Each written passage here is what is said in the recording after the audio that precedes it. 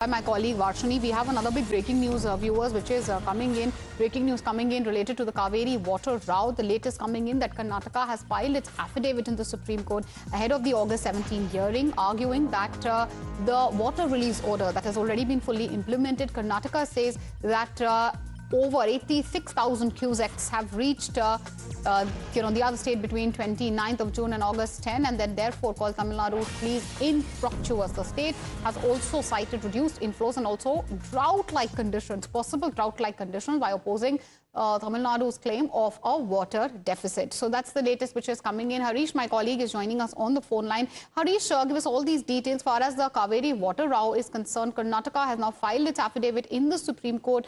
What are the arguments coming in from the side of the Karnataka government? Yes, that's right. It's a big development as far as the Cauvery row between Karnataka and Tamil Nadu is concerned. The government has today filed its response in the Supreme Court ahead of the August 17th hearing, opposing the petition filed by Tamil Nadu government and also the DMK seeking release of water to Tamil Nadu from Cauvery River.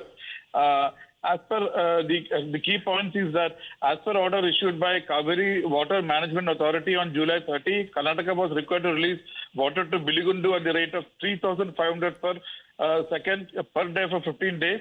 However, due to good rainfall in Wayanad, which is part of the catchment area upstream of the Kaveri reservoir, 164,080 cusecs of water has already been released from Karnataka reservoirs between July 29 and August 10, while 86797 cusecs reached Biligundulu Gauging Station. And the affidavit says, therefore, Karnataka argued that the CWMA's order has already been fully implemented and that Tamil Nadu's first request has consequently become infructuous, and it has asked Supreme Court to dismiss Tamil Nadu's appeal on that ground itself, saying that the demand has already been met by Karnataka and nothing remains in the petition.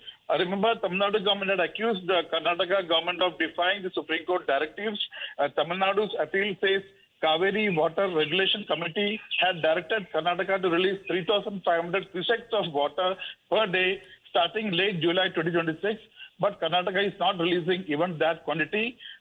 In fact, now Karnataka says that, however, due to good rainfall in Wayanad catchment area, which is part of the upstream of Kaveri reservoir, already 164,080 cusecs of water has already been released from Karnataka's reservoirs between July 29 and August 10, while 86797 cusecs reached the relevant gauging station. Therefore, nothing remains in the petition. Saying so, Karnataka says that nothing survives in the Tamil Nadu appeal filed in Supreme Court, and Supreme Court should dismiss the petition on this ground alone, as water has already been supplied. All right, Harish, thank you for joining us with all these updates. This is the latest far as the affidavit by Karnataka is concerned. Viewers, staying with the Kaveri water row. The Kaveri water row is raging. We have on one side the affidavit in the Supreme Court, the details of which my colleague Harish just broke down for you viewers. On the other, we have more breaking news. That is the Karnataka Bandh call which has been given over the Kaveri dispute. Now, pro-Kannada groups have urged statewide shutdown over the protests they are demanding over Kaveri water row. They are saying, far as the water is being released to Tamil Nadu, that has led to a massive slugfest. Bengaluru, the police though says that normalcy will be expected. Despite this Bandh call, citizens are free to protest peacefully within the ambits of the law and order, but there will be no forced shutdown of shops which will be allowed. The Chief Minister has also spoken out. Let's listen in, viewers. I'm very happy. All the Kannada activists, they all met me. They have withdrawn their Bandh call. And today is the first day of the assembly after I took over as the Chief Minister. I thank all the Kannada activists for helping us to have a very peace Karnataka. Even all of them will work as a team Karnataka. Sure. Okay, my colleague Akshara is live with us on the broadcast. Akshara, take us through the latest far as the Bandh call which has been given by pro-Kannada groups, activists. What is the ground situation like? We also heard what the Chief Minister has had to say. Take us through the latest far as the Kaveri row is concerned, the impact this Bandh call has had on the state today. Well, you see, apart from a couple of protests near the Karnataka-Tamil Nadu border and in the Mandya region by the farmers, there hasn't been a proper bandh that has taken place here in Karnataka as called by the Pro-Kannada outfit headed by Vatal Nagaraj. And in fact, yesterday itself, the Pro-Kannada organizations had said that they will be going ahead with the protest, but at the very same time, various other factions of Pro-Kannada outfits have withdrawn the call. And today, the Chief Minister of Karnataka, D.K. Shivkumar, also stated that the Pro-Kannada organization spoke to him today, and they have stated that they will be withdrawing the bandh call. So that's the latest on this particular Karnataka bandh that was called by the Pro-Kannada outfit groups. But at the very same time, at different pockets of Karnataka, especially in the Kaveri catchment region in Mandya district, there have been a couple of protests that took place, and also near the Attibele region where the Karnataka and Tamil Nadu border falls, there were also a couple of protests, but they were all detained. So yes, a lukewarm response to the Karnataka bandh call that had been called by the Vatal Nagaraj, a faction of the Pro-Kannada outfits.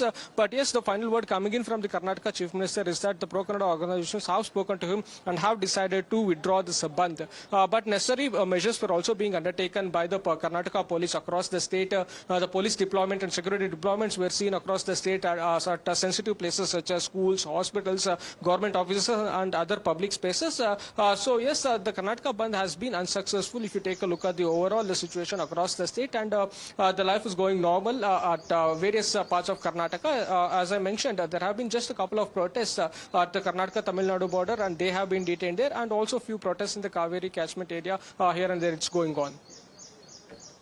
Okay, and Akshara, thank you for joining us with these details. Viewers, this is exactly what my colleague Akshara was talking about. Karnataka bracing for a 12-hour statewide shutdown. The Pro-Kannada outfits have already called for a strike.